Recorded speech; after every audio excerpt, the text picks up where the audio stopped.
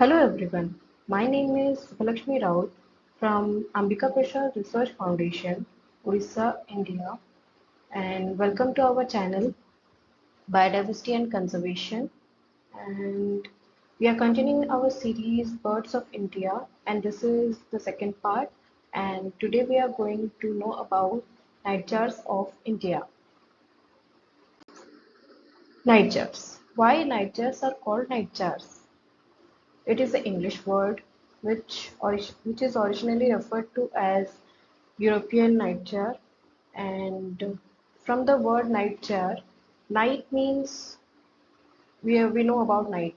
So that means nightjars are nocturnal birds. They are mostly active at dawn and dusk and the in between hours. And during that time, they feed, they go in search for mate, and mostly they are active during night.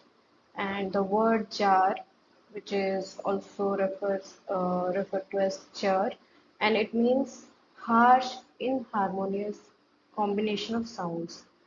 So from the harsh sounds, we can identify a nightjar. Now we are going to know about some interesting facts about nightjars. Um, in previous times, nightjars were also known as goat sucker in Latin name because people believed that they used to feed on goats, the milk they used to feed from them, and why it is believed because normally they were found in the close proximity of the livestock, and sometimes we can see that the chicks they prefer to sit with their eyes closed even after the full growth of their feathers, and which usually makes the use of torch to spot them because we cannot spot the eye shine, and we cannot recognize the bird because they usually uh, prefer to live in deserted areas, which and their plumage also has a gray brown or reddish brown coloring, which helps them to remain camouflaged in the dry forest. And they make contact calls when they are hungry, the chicks, which compels their parents to feed them to keep them quiet. And this is an evolutionary hack of nightjars because for their survival they have to remain quiet. If they produce these large and loud sounds, then people will know about them, and it may lead to hunting and poaching. The chicks never produce sound louder than contact calls, and because of their exposed state of nesting site, and nightjars they have a lot of patience. They sit tight in same place for a longer period of time, and even when people will be near them, they will not fly away, and they think that their camouflage techniques like the plumage color and the darkness of the night will hide them, and they can be easily recognized by the red eyes. When we flash light towards them, their eyes shine red, which is a identifying character of nightjars. And this occurs due to tapetum lucidum, which is a reflective layer present behind the retina, which increases the passing of light. How much amount of light will pass through it so that the nightjar will have clear night vision for hunting. Means they can catch their prey like insects at night. There are 77 recognized species in the world, and about 10 identified and recognized species in India. And they are great eared nightjar, jungle nightjar, grey nightjar, European nightjar, sky's nightjar, large tailed nightjar, Andaman nightjar, JERDON'S nightjar, Indian nightjar, and SAVANNA nightjar. This is the diversity of nightjars in India. Now we will know about great eared nightjar.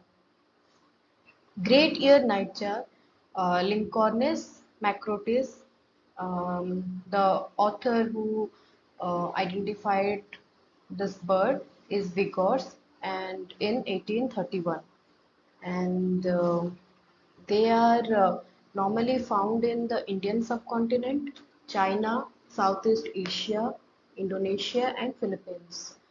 They are obviously nocturnal birds, and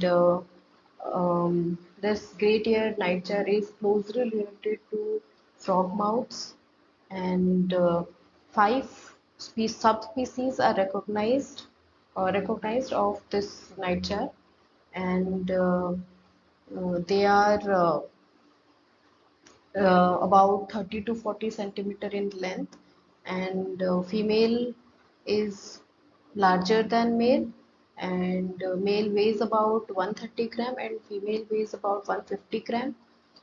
They have brown and dark brown upper parts with buff speckles and spots, and their identifying feature or the characteristic feature are the tufts on the head, which give them a eared appearance. Means, looks like they have ears, and the crown has bold blackish brown spotting.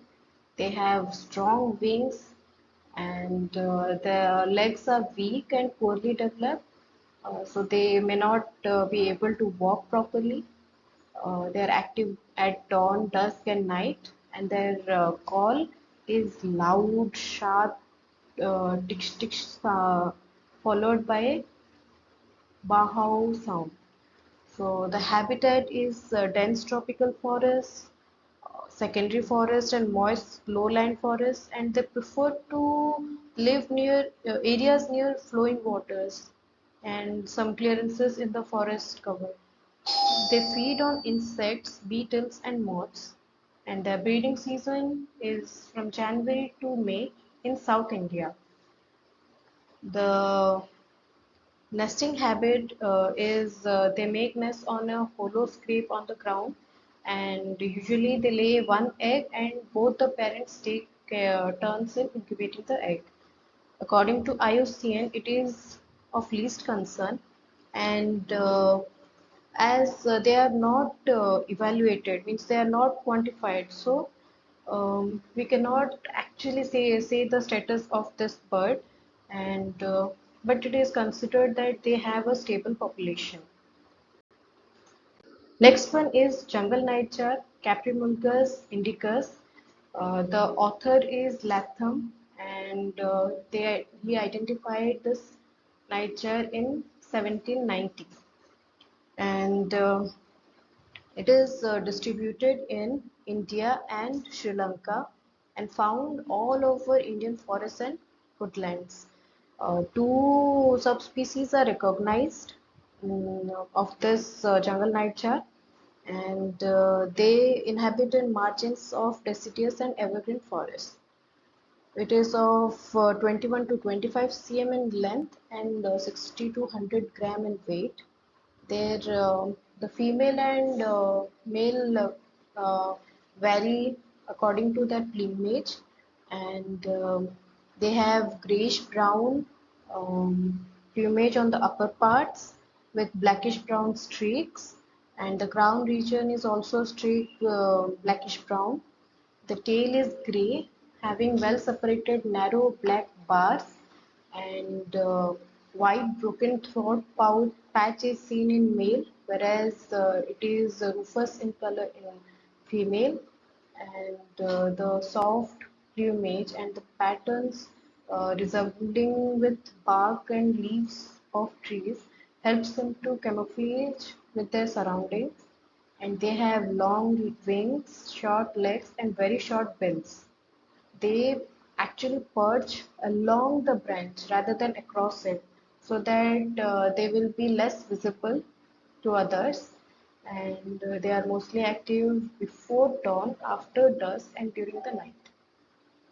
And their habitat mainly includes temperate and tropical forests, evergreen forests, deciduous forests, mixed bamboo forests, and scrub jungles. They feed mainly large insects like cicadas, grasshoppers, mantises, beetles, and moths. They may catch the prey while flying or pick it up from the ground. They actively feed before dawn and after dusk. Their breeding season is from January to June in India and March to July in Sri Lanka. Their nesting habit is that they lay two eggs on the bare patch of ground, and both the parents incubate the eggs for about 17 days. They are mostly sedentary and do not move um, away from their habitat, and according to IUCN, it is of least concern. Um, After breeding, the juvenile disperse from their habitat and search for other habitat to stay uh, for feeding and breeding. And the loss of woodlands and deforestation are major threats to the survival of these birds. And next one, we are going to study about grey nightjar.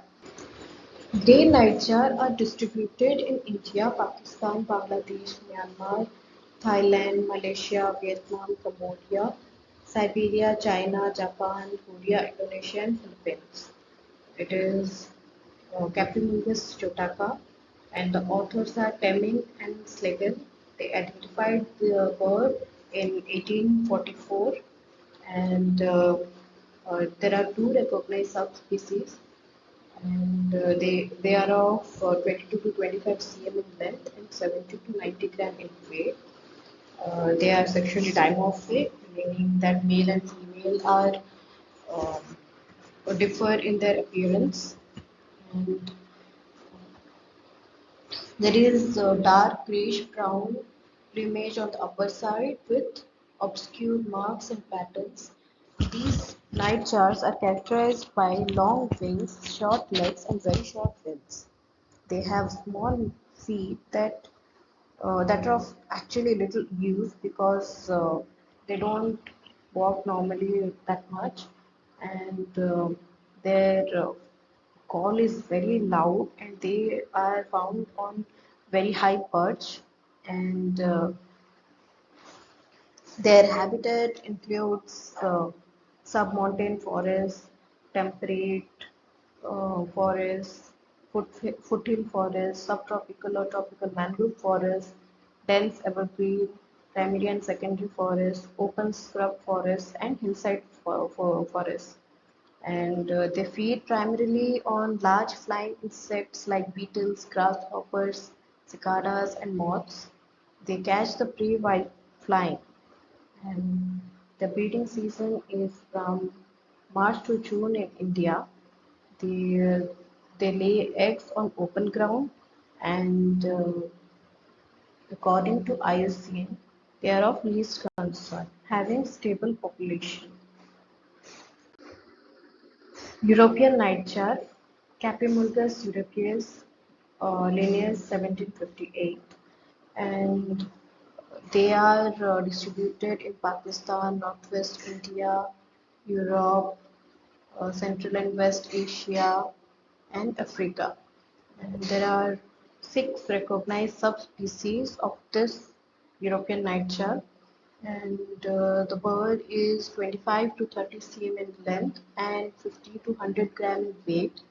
The underparts are grayish brown in adult, and there is an intense streaking with black and different shades of brown, and there is a presence of pale brown collar on the nape, and moustachial line is whitish. We can see the moustachial line in this bird, and the wing is grayish brown on the upper side with buff spotting, and there are grayish brown underparts having brown bars and spots, and the bill is grayish black, and there are bristles around the mouth, and we can also see that the irises are dark brown in color, and the legs and feet are pale brown.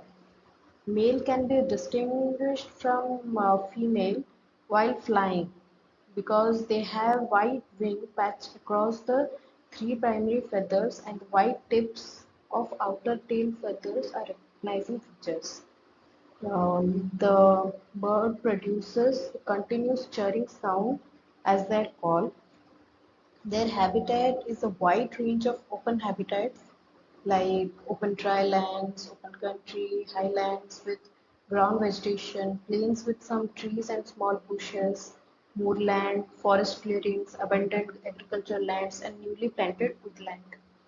And they feed mostly on flying insects, and the breeding season is from May to August in India, and the birds start breeding when they are of 1 year old, and after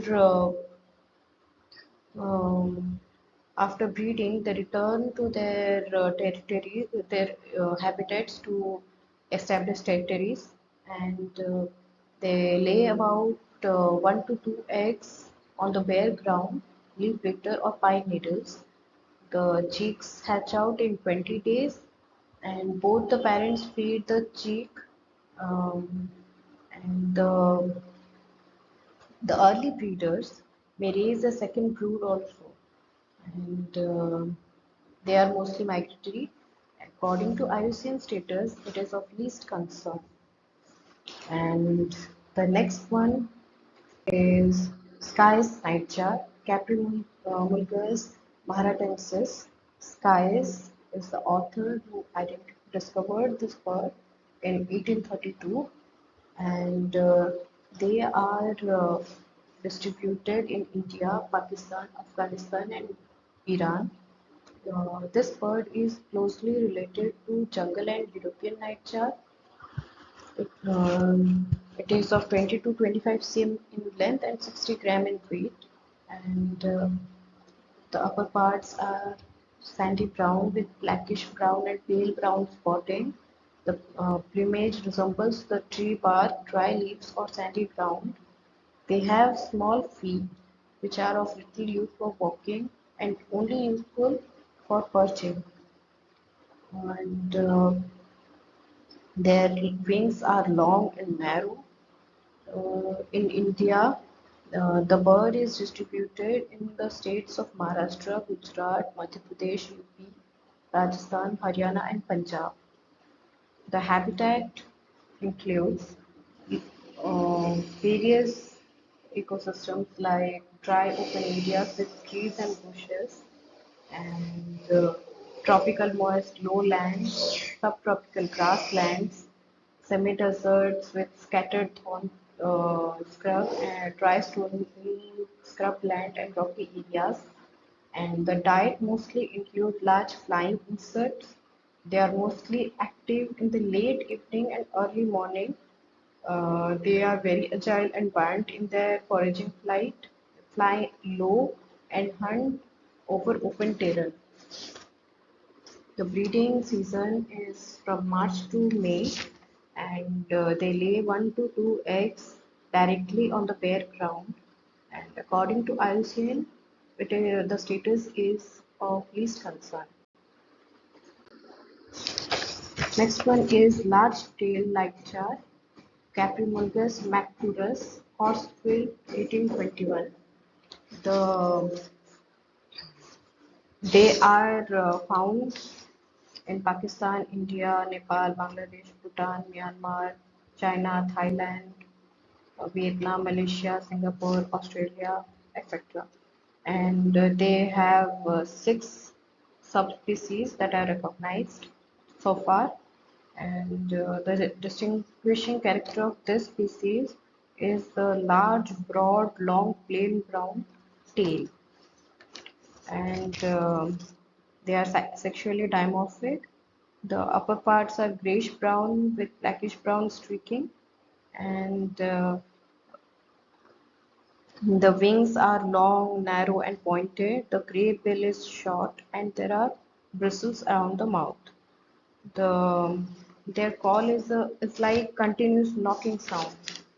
They are found. Their habitat mainly is deciduous and open evergreen forests, farmlands, agricultural fields, parks, rural gardens, plantations, degraded forests, mangrove forests, dry savanna, wetlands, and temperate forests.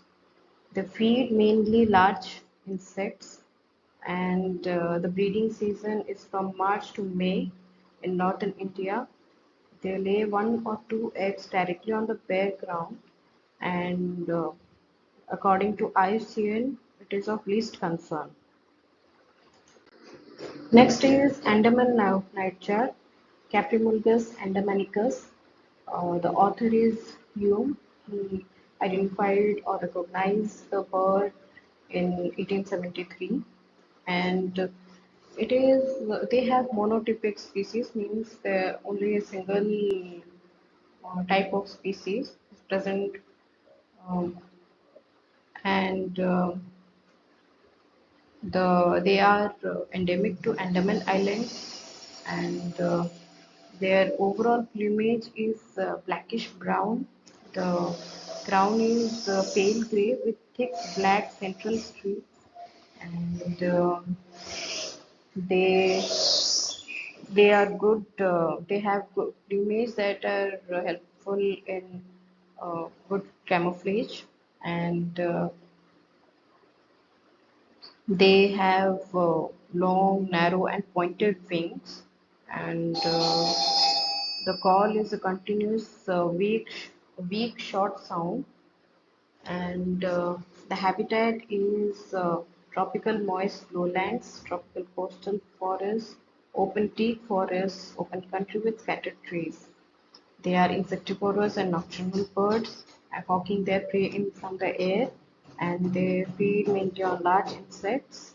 And the breeding is from March to May in Andaman Islands, and they lay one or two eggs directly on the bare ground. And ICN status states that they are least concerned. Next one is Jordan's Nightjar, Caprimulgus atripennens, and Jordan identified this bird in 1845, and they are distributed in Sri Lanka, Western Ghats, and Eastern Ghats, and southern India, and it has two recognized subspecies. They are sexually dimorphic, and the males have a white patch on each wing, and the overall plumage is buff brown in color, and the ground is grayish brown, and the central feathers are blackish brown with uh, bold spots and streaks. The wings and tails are barred. Means there are barring bars, gaps in color, and they have soft downy plumage, cryptically colored to resemble bark or leaves, and the beak is brownish, and their mouth is white, and their call is fast, repetitive sound, and they inhabit in evergreen forests, moist deciduous forests, tropical and subtropical forests, mangrove vegetation, moist lowlands, scrub jungles, open woodlands, and degraded forests. They feed predominantly on moths and other large flying insects like grasshoppers, locusts, cicadas, beetles, and wasps. The breeding season in India is March to July, and February to May, and August to September in Sri Lanka.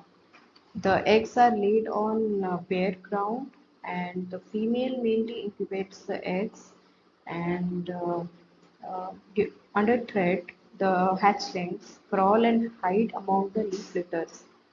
They are non-migrant resident birds, and um,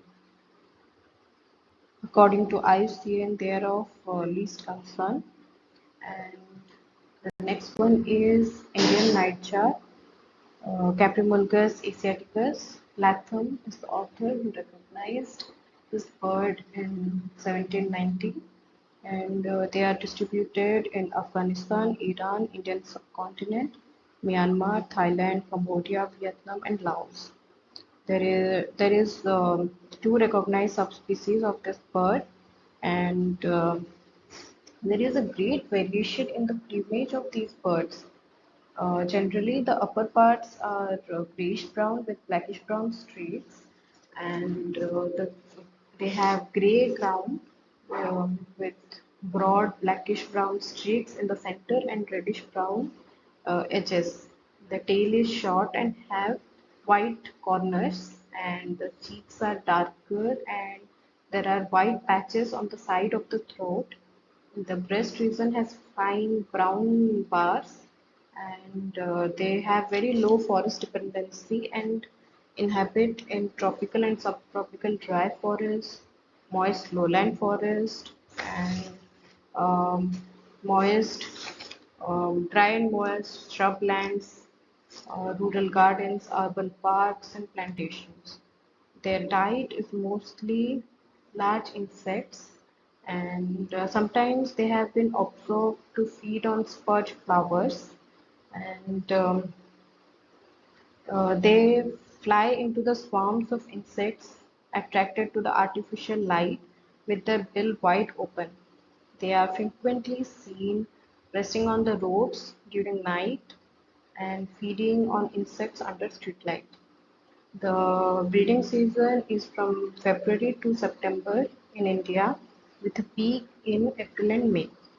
The nests are unlined, scrape on bare ground, and they normally lay two eggs, which are creamy pink and marbled, and the female incubates the eggs.